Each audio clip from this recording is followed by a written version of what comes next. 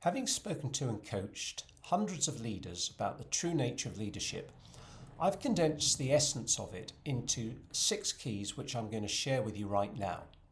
When you hear these keys, you may well jump to conclusions about what they mean, but be careful because I use the words for their original meaning, not necessarily the commonly understood one.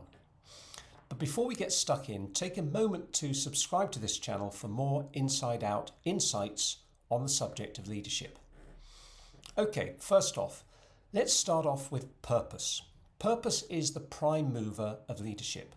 It's that visceral feeling that you're here to do something, accomplish something.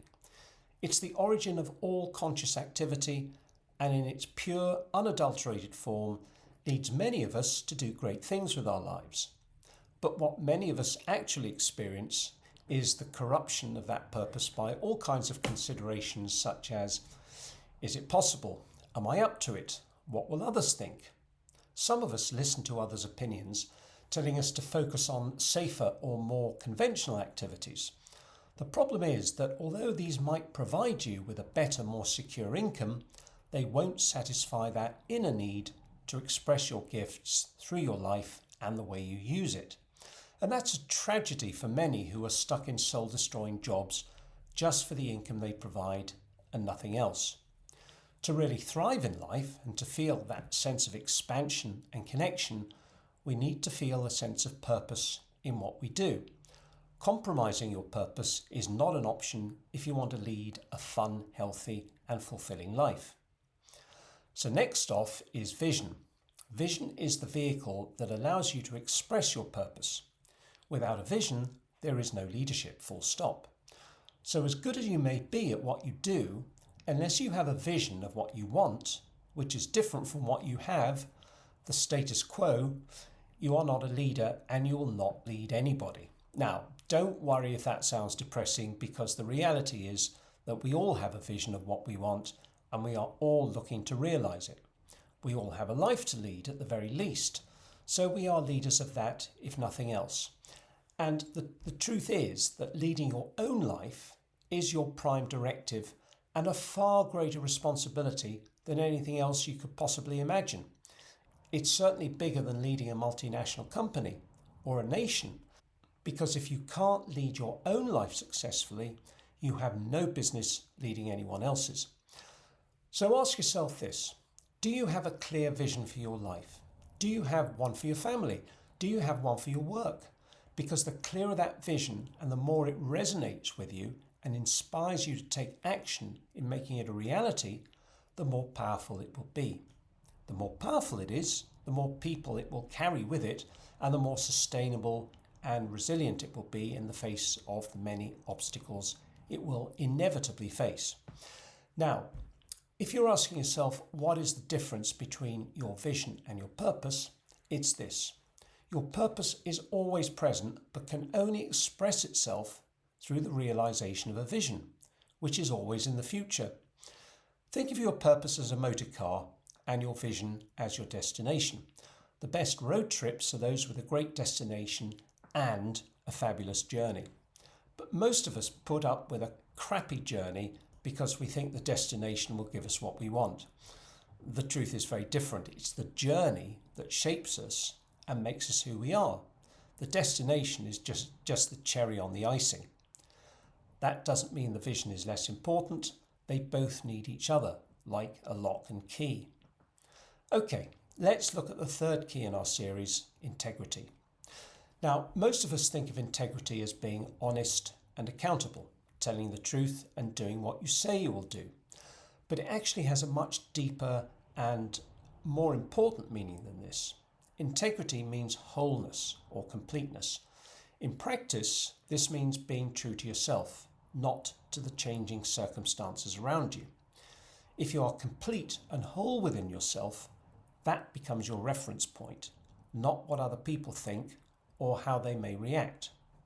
Having integrity means listening to others first and then making decisions based on how you feel deep within, not how others feel. So real integrity requires courage and confidence. It's not enough to listen to others. Integrity requires you to listen to yourself. In fact, integrity may require you not to tell the truth. It may require you to change your mind. Only you will know in the moment. Number 4 on our list of leadership keys is culture. Many sources make this concept a very sophisticated and difficult one to get a grip on, but in reality it's very simple. Culture is the collective behaviour of an organisation or a group of people. It's how the group responds or reacts to a stimulus. So for instance, it's how a complaint is dealt with. It's how a boss will react when things go wrong. It's how success is celebrated or not. It's the everyday how of the collective. The word collective here is important because, as I'm sure you know very well, people behave quite differently when they are in their tribes. Just go to a football match and watch the crowd instead of the game to see this phenomenon in action. The culture of any team or organisation is ultimately the responsibility of the senior executive and is determined largely by what they do and, just as importantly, if not more so, what they don't do. Whether you like it or not, your behaviour will set a template for everyone else's, which means that what you do becomes far more important than what you say. And of course, having what you do aligned with what you say is key to integrity. Integrity requires self-awareness, which is the ability to observe yourself in thought, word, and action. It means being conscious of what you're doing and the impact that it's having. Its enemies are ego, stress, hurry, and lack of clarity. Good culture requires leadership that is calm, clear, and decisive. Our 5th leadership key is resilience. Resilience is the ability to maintain or restore emotional and mental balance in the face of adversity. It literally means to bounce back. An uncooked piece of spaghetti will break very easily if you bend it. It has low resilience. A spring, in contrast, has very high resilience, as it will always return to its original shape after stretching it. Within certain limits, that is. Leadership requires high degrees of resilience. You cannot lead without it. If you are acting on your purpose and you are working towards a worthwhile vision, you will meet resistance, and that resistance will test your resilience. If no resistance or adversity is met, that tells you that you may have unconsciously throttled back on your vision, perhaps fearful of the challenges that lay ahead of you. If that's the case, just up the ante and go for the full fat version of your vision. Finally, the 6th key of leadership is delegation. Now, delegation may sound like quite a detailed aspect of leadership, like strategy or accountability, but I include it as one of the 6 keys because A, it's so important, and B, so many leaders get it wrong. Leadership at the collective level is about getting other people to do good stuff, and you can only achieve that through the act of delegation. I know you're thinking this is all pretty obvious and that you know how to delegate. You know how to give other people the tasks and the resources for the business to grow and scale. But giving people a task and resources to do it is not enough. In fact, failing to give them the 3rd element of delegation can end up giving you more to do, not less. That 3rd element is responsibility. Not only do you need to tell people what to do and give them the resources to execute it, you must also give them the full responsibility for its completion.